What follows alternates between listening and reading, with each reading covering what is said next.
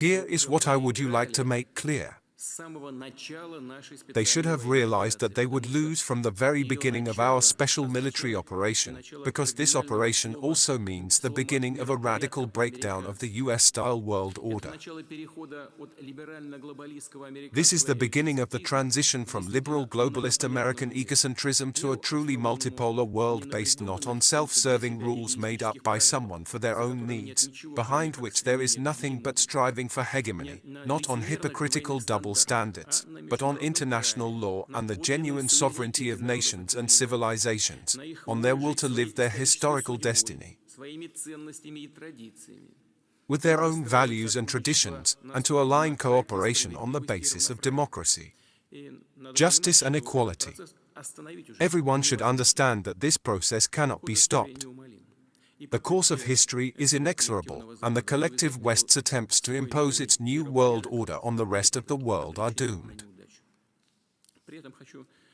At the same time, I want to say and emphasize that we have many supporters, including in the United States and Europe, and even more so on other continents and in other countries. And there will be more, no doubt about that.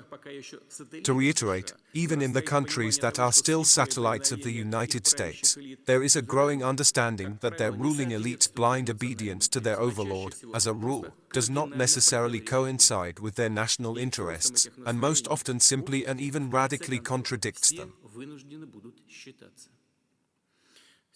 Eventually, everyone will have to face this growing sentiment in society. Today, these ruling elites are raising the degree to which they manipulate the public consciousness right before our eyes.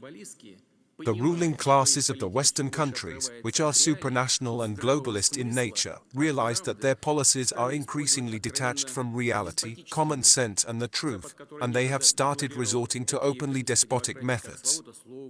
The West, which once declared such principles of democracy as freedom of speech, pluralism and respect for dissenting opinions, has now degenerated into the opposite, totalitarianism.